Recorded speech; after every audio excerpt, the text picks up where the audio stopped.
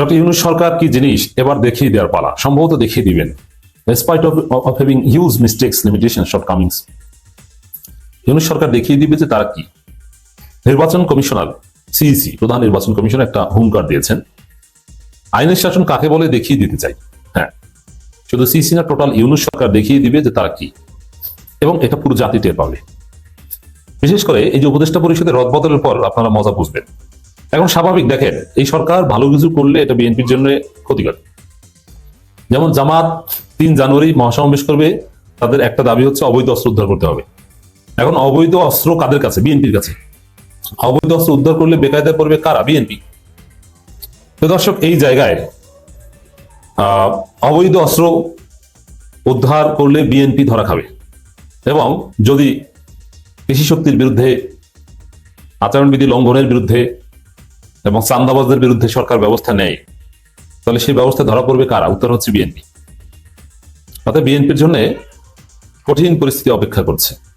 নির্বাচনের আগে বিএনপি বেকায়দায় পড়বে, এটা বিএনপি টের পেয়েছে। যেমন এই উপদেষ্টা পরিষদের স্বরাষ্ট্র উপদেষ্টা পরিবর্তন করে যাকেই বানানো হোক, ডক্টর খলিলুর রহমান হোক আর যে হোক, বিএনপির লোকজনের লেখালেখি শুরু করেছে, এটা করা যাবে না, এটা করা যাবে না।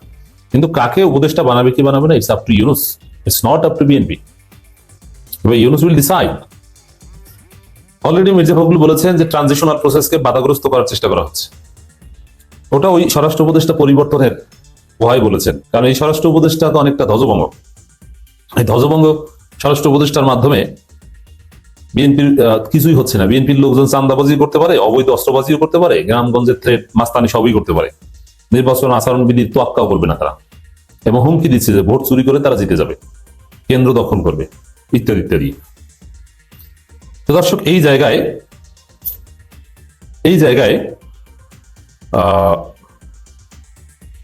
স্বরাষ্ট্র উপদেষ্টা চেঞ্জ হলেই বিএনপির এই ফ্রি খাওয়া এটা চলবে না, এটা শেষ হয়ে যাবে, বিএনপি ধরা খাবে, তখনই খেলা জমবে, বিএনপি বেকায়দা করবে। এক হচ্ছে স্বরাষ্ট্র উপদেষ্টা পরিবর্তন, আর যিনি আসবেন এই স্বরাষ্ট্র উপদেষ্টা যে কারণে পরিবর্তন হচ্ছে তার যে দুর্বলতা, নতুন যিনি আসবেন তিনি তো সেটা মিটিয়ে দেওয়ার চেষ্টা করবেন, তাকে যেন কেউ গালি দেওয়ার সুযোগ না পায় সেটা তিনি মেকআপ করবেন, অর্থাৎ তিনি অ্যাকশন নেবেন, এতে কোনো সন্দেহ নেই। সাথে সাথে আর জামাত মহাসমাবেশ করার পর, যেহেতু জামাতের মহাসমাবেশ হবে স্মরণকালের শ্রেষ্ঠ মহাসমাবেশ, এত বড় মহাসমাবেশ করার সক্ষমতা বিএনপি বা কেউ রাখে না, অতএব এই জনতার দাবি সরকার মেনে নিতে বাধ্য হবে। জামাতের দাবির পর অবৈধ অস্ত্র উদ্ধার, পাবলিক পরিবহনে তো ম্যাস পিপল থাকে, বিশেষায়িত জায়গা যেসব জায়গায় একটু অভিজাত শ্রেণীর লোকজন যায়, খায়, বসে, আমি টেস্ট করেই বলছি, আপনি যদি সেখানে, আপনি কোনো 5 স্টার হোটেলে বসে যদি আপনি আলোচনা করেন যে চাঁদাবাজির যে অবস্থা, তখন আশেপাশের টেবিলে বিএনপি কেউ থাকলে সে লাভ দিও। মানে অপরাধ এবং বিএনপি সিনোনিমাস হয়ে গেছে, এটা বিএনপিও বিশ্বাস করে, স্বীকার করে।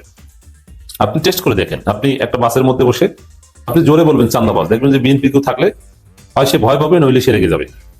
দুইটার একটা, কারণ ভয় পাবে এই কারণে যে আমিই তো চাঁদাবাজ, আমাকে আবার ধরে কিনা, আর রেগে যাবে যে আমাকে চাঁদাবাজ বলে এত বড় সাহস কার।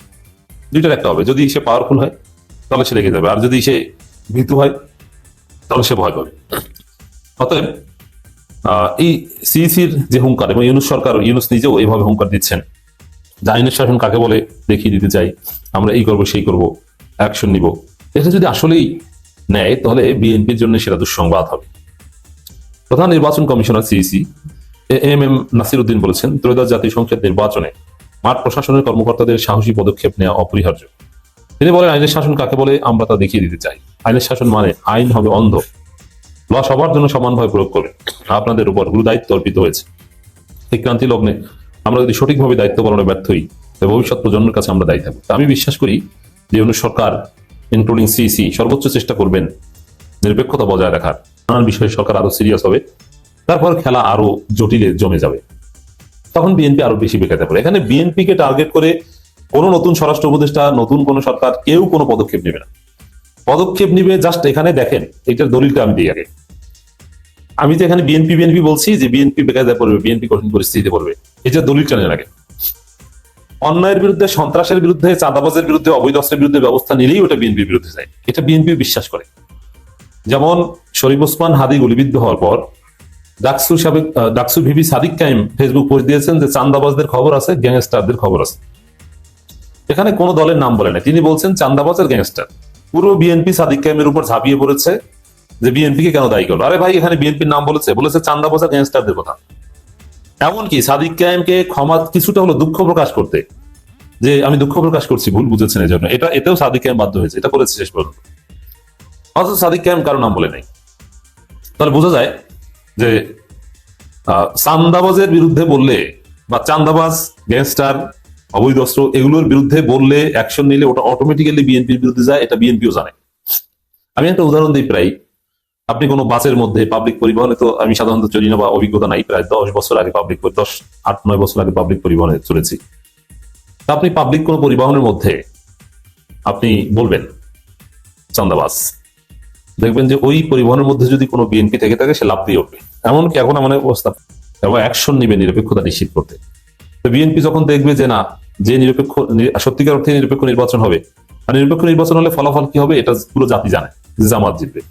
নিরপেক্ষ নির্বাচন, সুষ্ঠু নির্বাচন, সহিংসতামুক্ত নির্বাচন বিএনপি দেখলেই ওই নির্বাচন বানচাল করে তারেক রহমান আবার লন্ডনে চলে যাবে। আর এই জন্য খালেদা জিকে ব্যবহার করে বলবে যে আম্মা অসুস্থ, এখন লন্ডন নেওয়া লাগবে, তারপরে তার এয়ার অ্যাম্বুলেন্সে উঠে চলে যাবে, আর আসবে না। আর বলবে যে এখন নির্বাচন সম্ভব না, এই অবস্থায় আমরা যাই, আপনারা যা করেন করেন। এখন বিএনপি কে ছাড়া নির্বাচন করা কঠিন হয়ে যাবে। এটা হচ্ছে বানচাল করার, আর বিএনপি নির্বাচন বানচাল করা বিএনপির জন্য খুব ইজি। তবে সরকারের হাতে আরেকটা মেকানিজম আছে, জাতীয় পার্টি। জাতীয় পার্টিকে একদম নিষিদ্ধ করেনি বা কোন রকম রেখে দিয়েছে, কারণ জাতীয় পার্টি নির্বাচন করা মানে আওয়ামী লীগ নির্বাচন করা। যদি দেখে যে আওয়ামী লীগ যদি দেখে যে বিএনপি নাই, তাহলে আওয়ামী লীগ ঠিকই জাতীয় পার্টিকে সমর্থন দিয়ে তাদের জনশক্তিকে নির্বাচনে অংশগ্রহণ করতে বলবে। তখন বিএনপিকে বাদ দিয়ে কিন্তু পার্টিসিপেট ইলেকশন হতে পারে। যেহেতু অধিকাংশ জনগণ এখন জামাত করে, জামাতের লোকজন ভোট দিতে যাবে, সাধারণ জনগণের ভোট দেওয়ার আগ্রহ, বিএনপির ফিক্সড ভোটার একদম কমে গেছে। আর সেখানে আওয়ামী লীগ রিপ্লেসড হলে বিএনপিকে বাদ দিয়েও, এখানে কাকে বাদ দিয়েছে কি এটা না, মূল হচ্ছে যে কত পার্সেন্ট ভোটার ভোট দিতে গিয়েছে। যদি 80%, 78%, 70% মানুষ ভোট দিতে যায়, তাহলে এটা ইতিহাসের সেরা নির্বাচন। কে অংশগ্রহণ করলো কি করলো না এটা দেখার বিষয় না। যাই হোক দর্শক, ইউনূস সরকার দেখিয়ে দিবে তারা কি, যার ভয়ে বিএনপি নির্বাচন বানচাল করে লন্ডনেও চলে যেতে পারে। দর্শক আসসালামু আলাইকুম, এতক্ষণ সাথে থাকার জন্য অসংখ্য ধন্যবাদ। ভিডিও সম্পর্কে মতামত কমেন্ট করতে ভুলবেন না। সেই সাথে পরবর্তী নিউজ আপডেট দেখতে চ্যানেলটি সাবস্ক্রাইব করে আমাদের সাথেই থাকুন। এদিকে ওসমানী বিমানবন্দরে ভিড় না করতে নেতাকর্মীদেরকে বিএনপির নির্দেশ। বিএনপির ভারপ্রাপ্ত চেয়ারম্যান তারেক রহমান নির্বাচন শেষে যুক্তরাজ্য থেকে দেশে ফিরেছেন আজ বৃহস্পতিবার 25শে ডিসেম্বর। তাকে বহনকারী উড়োজাহাজটি লন্ডন থেকে আসার পথে সিলেট ওসমানী আন্তর্জাতিক বিমানবন্দর হয়ে ঢাকা হযরত শাহজালাল আন্তর্জাতিক বিমানবন্দরে অবতরণ করেছে। তাই সিলেট ওসমানী আন্তর্জাতিক বিমানবন্দরে অভ্যর্থনা জানাতে সমবেত ও ভিড় না করার জন্য বিএনপি ও এর অঙ্গ সহযোগী সংগঠনের সকল পর্যায়ের নেতাকর্মী সহ সংশ্লিষ্ট সকলকে নির্দেশ দিয়েছে বিএনপি।